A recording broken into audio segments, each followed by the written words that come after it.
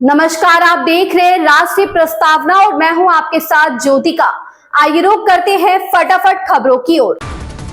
कांग्रेस सांसद और लोकसभा में विपक्ष के नेता राहुल गांधी ने बिहार में एसआईआर अभ्यास को लेकर फिर से चुनाव आयोग पर निशाना साधा। उन्होंने कहा कि हमारे पास स्पष्ट सबूत है कि चुनाव आयोग वोट चोरी में शामिल है। उन्होंने कहा कि सबसे महत्वपूर्ण बात यह है कि चुनाव आयोग में जो भी इस अभ्यास में शामिल है, ऊपर से नीचे तक हम आपको नहीं छोड़ेंगे। आप भारत के खिलाफ काम कर रहे हैं और यह देशद्रोह से कम नहीं है। आप जहां कहीं भी हो, भले ही आप सेवानिवृत्त हो, हम आपको ढूंढ लेंगे। इससे पहले राहुल ने कहा था कि हिंदुस्तान में इलेक्शन चोरी किए जा रहे हैं, यह सच्चाई है।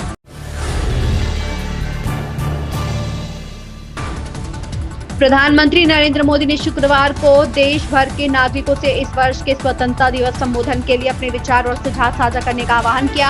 एक्स पर एक पोस्ट में प्रधानमंत्री मोदी ने जनता से mygov.in और नमो ऐप पर खुले मंचों के माध्यम से अपने विचार साझा करने का आग्रह किया। प्रधानमंत्री ने लिखा, जैसे जैसे हम इस वर्ष के स्वतंत्रता दिवस के करीब पहुंच रहे हैं, मैं अपने साथी भारतीयों से सुनने के लिए उत्सुक हूं। आप इस वर्ष के स्वतंत्रता दिवस भाषण में किन विषयों या विचारों को प्रतिबिंबित होता देखना चाहेंगे?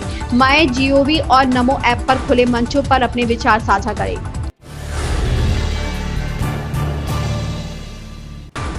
दिल्ली की मुख्यमंत्री रेखा गुप्ता ने आज दिल्ली को कूड़े से आजादी अभियान की शुरुआत करते हुए दिल्ली के आईएसबीटी कश्मीरी गेट स्थित महिला एवं बाल विकास कार्यालय में स्वच्छता अभियान में हिस्सा लिया और कचरे के ढेर साफ किए। पत्रकारों से बात करते हुए दिल्ली की मुख्यमंत्री ने दिल्ली में व्यवस्था सुधारने का दावा करने, लेकिन ऐसा न करने पर पिछली आप सरकार की आलोचना की। उन्होंने कहा कि मुझे इतना दर्द हो रहा है कि मैं आपको बता नहीं सकती। यह वो कार्यालय है जो दिल्ली की व्यवस्था सुधारने का दावा करते हैं। पिछली सरकारों की हालत देखते हुए इन परिस्थितियों में हमारे अधिकारी किसी का भला कैसे कर सकते हैं? पानी टपक रहा है।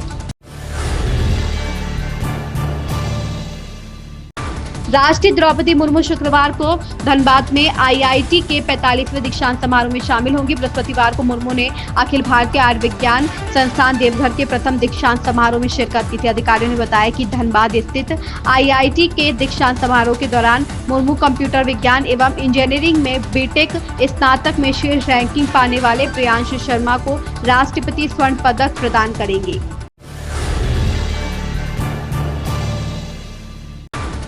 अजय देवगन की फिल्म सन ऑफ सरदार आज सिनेमाघरों में रिलीज हो गई है। 13 साल बाद एक बार फिर जसविंदर रंधावा उर्फ जस्सी की वापसी हो गई है, लेकिन सवाल उठता है, क्या सन ऑफ सरदार 2 भी पहली फिल्म जितनी ही हिट है या फिर इसे देखकर लोग बस सिर ही पकड़ेंगे? फिल्म को देखने के बाद अब लोगों की तरफ से जो रिएक्शन सामने आ रहे हैं, चलिए आपको बताते हैं।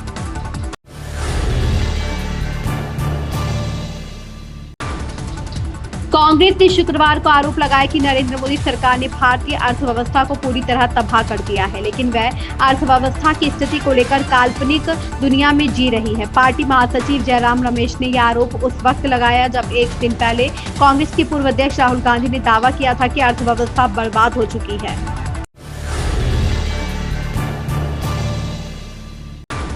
बांग्लादेश की अंतरिम सरकार के प्रमुख मोहम्मद यूनुस ने पिछले दिनों चीन यात्रा के दौरान भारत के पूर्वोत्तर क्षेत्र से जुड़ा एक बयान दिया था, जिसने स्वाभाविक रूप से भारत में चिंता पैदा की। इसके तुरंत बाद ढाका स्थित सल्तनत ए बांग्ला नामक एक कथित इस्लामी संगठन द्वारा ग्रेटर बांग्लादेश का मानचित्र जारी किया गया, जिसमें भारत के कुछ हिस्सों को शामिल दिखाया गया है। इस घटनाक्रम ने क्षेत्रीय राजनीति और सुरक्षा को लेकर नए सवाल खड़े कर दिए हैं।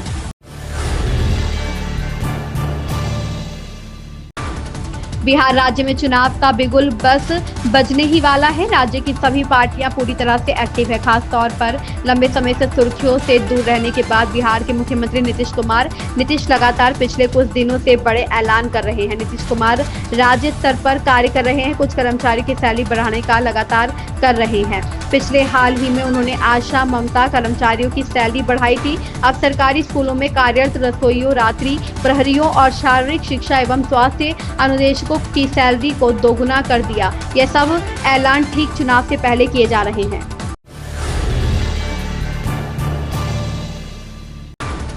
भारत अपनी आजादी का 79वां स्वतंत्रता दिवस मनाने की तैयारी कर रहा है और इस अवसर पर प्रधानमंत्री नरेंद्र मोदी ने एक अनूठी पहल की है। लाल किले की प्राचीर से अपने 12वें संबोधन के लिए पीएम मोदी ने देश की जनता से सीधे उनके विचार और सुझाव मांगे हैं। प्रधानमंत्री नरेंद्र मोदी ने सोशल मीडिया प्लेटफॉर्म एक्स पर एक पोस्ट के माध्यम से देशवासियों से यह विशेष अनुरोध किया है। अपनी पोस्ट में उन्होंने कहा,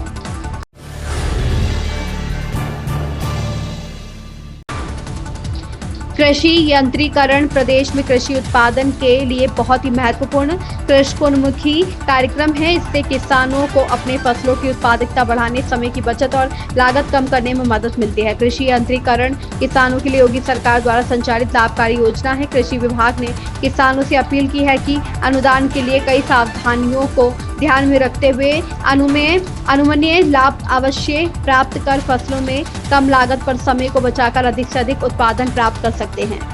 इन खबरों में बस इतना ही। बने रहिए राष्ट्रीय प्रस्तावना के साथ।